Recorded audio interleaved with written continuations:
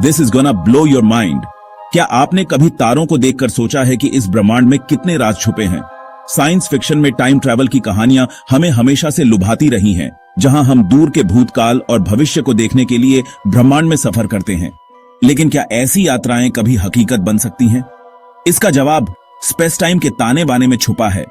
एक ऐसा क्षेत्र जहां संभावनाओं की सीमाएं धुंधली हो जाती हैं। सदियों से समय को एक स्थिर चीज माना जाता रहा है, जो सबके लिए एक ही गति से चलता है। लेकिन 20वीं सदी की शुरुआत में अल्बर्ट आइंस्टाइन के दिमाग में एक क्रांतिकारी विचार आया। उनके सापेक्षता के सिद्धांत ने समय की हमारी समझ को बदल दिया और बताया कि यह अंतरिक्ष से जुड़ा एक लचीला आयाम है। This is gonna blow your mind. क्या आपने कभी तारों को देखकर सोचा है कि इस ब्रह्मांड में कितने राज छुपे हैं? साइंस फिक्शन में टाइम ट्रैवल की कहानियां हमें हमेशा से लुभाती रही हैं, जहां हम दूर के भूतकाल और भविष्य को देखने के लिए ब्रह्मांड में सफर करते हैं। लेकिन क्या ऐसी यात्राएं कभी हकीकत बन सकती हैं? इसका जवाब स्पेस टाइम के ताने बाने में छुपा है। एक ऐसा क्षेत्र जहां संभावनाओं की सीमाएं धुंधली हो जाती हैं। सदियों से समय को एक स्थिर चीज माना जाता रहा है, जो सबके लिए एक ही गति से चलता है। लेकिन 20वीं सदी की शुरुआत में अल्बर्ट आइंस्टाइन के दिमाग में एक क्रांतिकारी विचार आया। उनके सापेक्षता के सिद्धांत ने समय की हमारी समझ को बदल दिया और बताया कि यह अंतरिक्ष से जुड़ा एक लचीला आयाम है। और अगर आप ऐसी और भी अद्भुत जानकारियों के लिए उत्सुक हैं, तो हमारे चैनल स्पेस फैक्ट फ्यूजन को सब्सक्राइब करें। आइंस्टाइन के विशिष्ट और सामान्य सापेक्षता के सिद्धांतों ने टाइम ट्रैवल को समझने के लिए पहला वैज्ञानिक ढांचा प्रदान किया। उनके सिद्धांतों ने यह दिखाया कि समय और स्थान एक दूसरे से जुड़े हुए हैं और यह कि समय निरपेक्ष नहीं है। उन्होंने दिखाया कि समय निरपेक्ष नहीं है, बल्कि यह देखने वाले की गति और गुरुत्वाकर्षण क्षेत्र की ताकत पर निर्भर करता है। यह एक क्रांतिकारी विचार था जिसने भौतिकी की दुनिया को हिलाकर रख दिया, बल्कि यह देखने वाले की गति और गुरुत्वाकर्षण क्षेत्र की ताकत पर निर्भर करता है। आइंस्टाइन ने यह भी बताया कि समय और स्थान एक ही कपड़े के दो धागे हैं, जिन्हें स्पेस टाइम कहा जाता है। दो एक जैसी घड़ियों की कल्पना कीजिए, एक पृथ्वी पर रहती है और दूसरी अंतरिक्ष में बहुत तेज गति से यात्रा करती है। यह उदाहरण हमें समय के सापेक्षता को समझने में मदद करता है। एक पृथ्वी पर रहती है और दूसरी अंतरिक्ष में बहुत तेज गति से यात्रा करती है। जब अंतरिक्ष में यात्रा करने वाली घड़ी वापस पृथ्वी पर आती है, तो हम देखते हैं कि उसके लिए समय धीमा हो गया है। वापस आने पर यात्रा करने वाली घड़ी में पृथ्वी पर वाली घड़ी की तुलना में कम समय बीता होगा। यह प्रभाव, जिसे टाइम डायलेशन कहा जाता है, यह दर्शाता है कि गति समय को प्रभावित करती है। इसे टाइम डायलेशन कहते हैं क्योंकि स्थिर वस्तुओं की तुलना में गतिमान वस्तुओं के लिए समय धीमा हो जाता है। यह सिद्धांत न केवल वैज्ञानिकों के लिए बल्कि विज्ञान कथा लेखकों के लिए भी प्रेरणा का स्रोत रहा है, क्योंकि स्थिर वस्तुओं की तुलना में गतिमान वस्तुओं के लिए समय धीमा हो जाता है। यह प्रभाव हमारे दैनिक जीवन में भी देखा जा सकता है, जैसे कि तेज गति से चलने वाली ट्रेन या कार में कोई वस्तु जितनी तेज गति करेगी, उसके लिए समय उतना ही धीमा होगा। यह सिद्धांत हमें यह समझने में मदद करता है कि ब्रह्मांड में गति और समय कैसे जुड़े हुए हैं। इसके अलावा आइंस्टाइन ने यह भी बताया कि गुरुत्वाकर्षण भी समय को मोड़ देता है। यह प्रभाव विशेष रूप से तब देखा जा सकता है जब हम ब्लैक होल जैसी विशाल वस्तुओं के पास होते हैं। ब्लैक होल जैसी विशाल वस्तु के पास वाली घड़ियां दूर वाली घड़ियों की तुलना में धीमी चलती है। यह प्रभाव गुरुत्वाकर्षण के कारण होता है, जो समय को मोड़ देता है। दूर वाली घड़ियों की तुलना में धीमी चलती है। यह सिद्धांत हमें यह समझने में मदद करता है कि ब्रह्मांड में समय और गुरुत्वाकर्षण कैसे जुड़े हुए हैं और यह कि समय की प्रकृति कितनी जटिल और रहस्यमय है।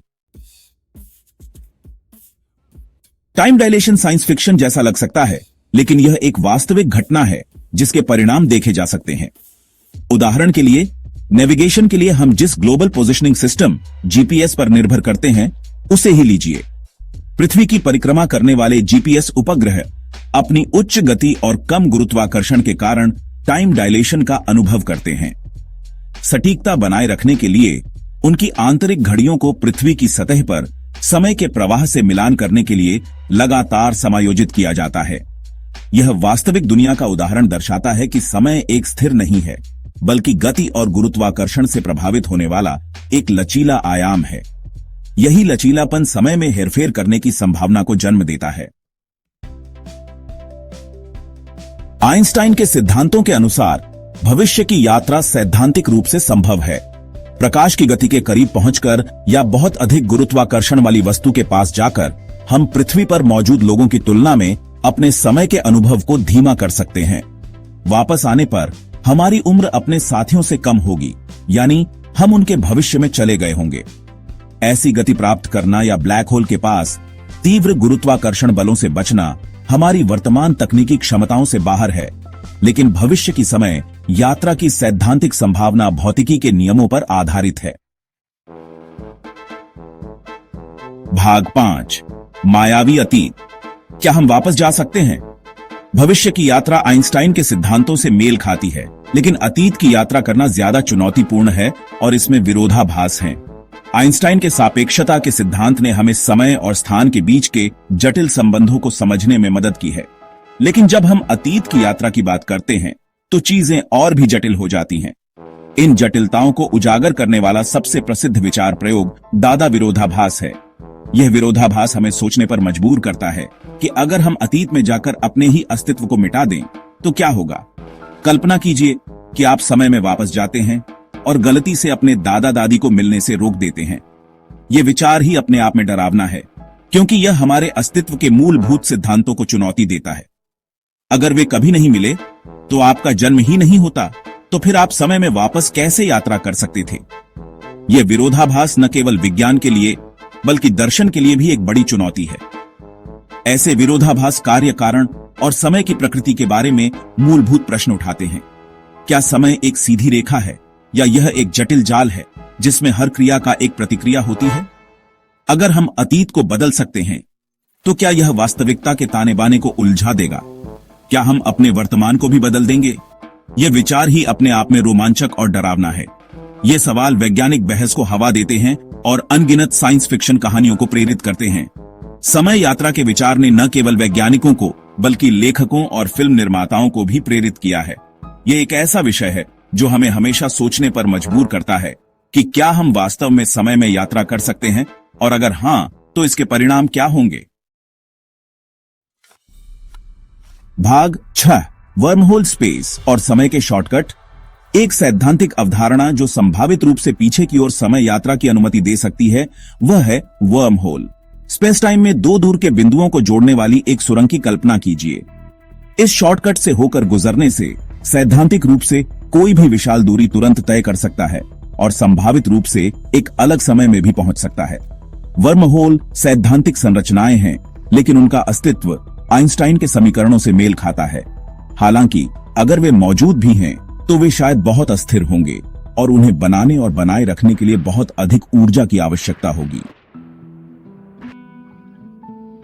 भाग 7, विरोधाभास और पहेलियां, टाइम ट्रैवल के रहस्यों को सुलझाना। टाइम ट्रैवल की संभावना वास्तविकता की प्रकृति के बारे में कई हैरान कर देने वाले विरोधाभास और प्रश्न उठाती है। अगर हम अतीत को बदल सकते हैं तो क्या यह वैकल्पिक समय रेखा बनाएगा या इतिहास के पाठ्यक्रम को हमेशा के लिए बदल देगा? क्या होगा अगर हम अपने अतीत के स्व से मिलें? ये विरोधाभास टाइम ट्रैवल की जटिलताओं और हमारी वर्तमान समझ की सीमाओं को उजागर करते हैं। कुछ भौतिक विज्ञानी अनुमान लगाते हैं कि क्वांटम यांत्रिकी के दायरे में टाइम ट्रैवल संभव हो सकता है, जहां शास्त्रीय भौतिकी के नियम टूट जाते हैं। शायद ब्रह्मांड एक ही रैखिक समय रेखा से बंधा नहीं है, बल्कि अनंत संभावनाओं का एक बहु ब्रह्मांड है। भाग 8, आज की वास्तविकता। टाइम ट्रैवल पर हम कहां खड़े हैं? टाइम ट्रैवल हमारी कल्पनाओं को मोहित करता रहता है, लेकिन यह अभी भी एक दूर की संभावना है। भौतिकी की हमारी वर्तमान समझ बताती है कि भविष्य की यात्रा सैद्धांतिक रूप से संभव है, लेकिन आवश्यक गति या गुरुत्वाकर्षण क्षेत्र प्राप्त करने के लिए आवश्यक तकनीक हमारी पहुंच से बहुत दूर है। पीछे की ओर समय यात्रा और भी बड़ी चुनौतियां पेश करती है, जिसमें विरोधाभास और विसंगतियां हैं जिन्हें हमें अभी तक हल करना है। इन सीमाओं के बावजूद टाइम ट्रैवल को समझने का प्रयास वैज्ञानिक जांच की सीमाओं को आगे बढ़ाता है। यह हमें समय, स्थान और स्वयं वास्तविकता की प्रकृति के बारे में मूलभूत प्रश्नों से जूझने के लिए मजबूर करता है। भाग 9, ऊपर देखते रहे। ब्रह्मांड अजूबों से भरा है। जब हम रात के आकाश की ओर देखते हैं तो हमें अनगिनत तारे और आकाशगंगाएं दिखाई देती हैं। यह दृश्य हमें यह सोचने पर मजबूर करता है कि वहां और क्या क्या छिपा हो सकता है। समय में आगे पीछे कूदने की क्षमता भले ही मायावी बनी रहे, लेकिन ब्रह्मांड विस्मयकारी अजूबों से भरा है जिनकी खोज की जानी बाकी है। हर तारा, हर ग्रह और हर आकाशगंगा एक नई कहानी कहती है और हम इन कहानियों को जानने के लिए उत्सुक रहते हैं। हम ब्रह्मांड के बारे में जितना अधिक सीखते हैं, उतना ही हमें एहसास होता है कि अभी कितना कुछ और जानना बाकी है। वैज्ञानिक लगातार नई खोजें कर रहे हैं और हर नई खोज हमें और भी गहरे सवालों की ओर ले जाती है। यह एक अंतहीन यात्रा है जो हमें ब्रह्मांड के रहस्यों के करीब ले जाती है। इसलिए अपने आश्चर्य की भावना को जीवित रखें, कभी भी सवाल करना बंद न करें, और कौन जानता है कि क्षितिज पर कौन सी अविश्वसनीय खोजें हमारा इंतजार कर रही हैं। हर नई खोज हमें यह सिखाती है कि हम कितने छोटे हैं और ब्रह्मांड कितना विशाल है। ब्रह्मांड एक विशाल और रहस्यमय जगह है और टाइम ट्रैवल को समझने की खोज उसके रहस्यों को उजागर करने की हमारी निरंतर खोज का सिर्फ एक पहलू है। हम यह जानने की कोशिश कर रहे हैं कि समय और स्थान कैसे काम करते हैं, और यह खोज हमें ब्रह्मांड की गहराइयों में ले जाती है। जैसे जैसे हम ब्रह्मांड का पता लगाना जारी रखेंगे, हम और भी आश्चर्यजनक संभावनाओं को उजागर कर सकते हैं जो वास्तविकता की हमारी धारणाओं को चुनौती देती हैं। यह एक रोमांचक यात्रा है और हम सभी इसके हिस्सेदार हैं। ब्रह्मांड की खोज हमें यह सिखाती है कि हर दिन एक नया अवसर है, कुछ नया जानने और समझने का। अगर आपको यह वीडियो पसंद आया हो तो कृपया लाइक, कमेंट और शेयर करें, और अधिक अद्भुत सामग्री के लिए स्पेस फैक्ट फ्यूजन को सब्सक्राइब करना न भूलें।